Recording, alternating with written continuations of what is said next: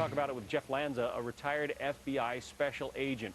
It's a little complicated, so let's simplify it as much as possible. There's a whole pool of Social Security numbers that are out there that have been issued to children who have been born, but they're not yet working, they're not yet collecting Social Security, they're not yet paying into the system, but their numbers are real. So what happens to these numbers, and how do the thieves get a hold of them, Jeff?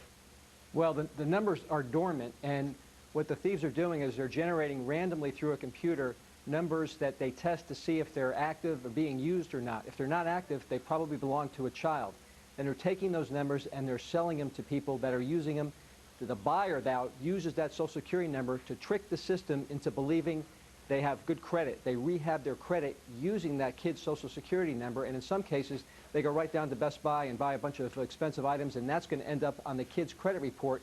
They may not know about it for years to come. So all of a sudden your child goes to college or starts a job, actually needs Social Security, or actually, you know, is making legitimate use of that Social Security number, and they find out what?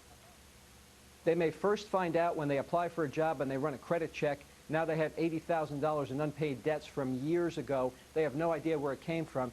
They got a gigantic mess to clean up. You know, the credit reporting agencies have traditionally done a pretty lousy job of preventing fraud. They don't know that a Social Security number that's been presented to them, they have no idea whether that is associated with someone that's 1 day old or 100 years old. There's no way for them to vet that information, so it's allowing this type of fraud to occur. And there are warnings that this kind of fraud actually does threaten the national credit system. I mean, it could bankrupt the credit system in some ways.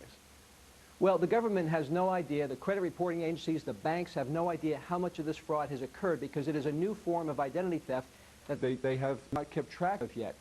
It could be the next wave that shakes the financial industry. So how do you fix it? How do you find out whether maybe your child's Social Security numbers are being used in this way? The way you protect your kids is to check the kid's credit report to make sure that there's been no entries, no charging has occurred using that Social Security number. If you don't do that, you may not know it has occurred until it's much too late. Jeff Lanza was an FBI agent, now retired. Jeff, thank you. You're very welcome. Scary.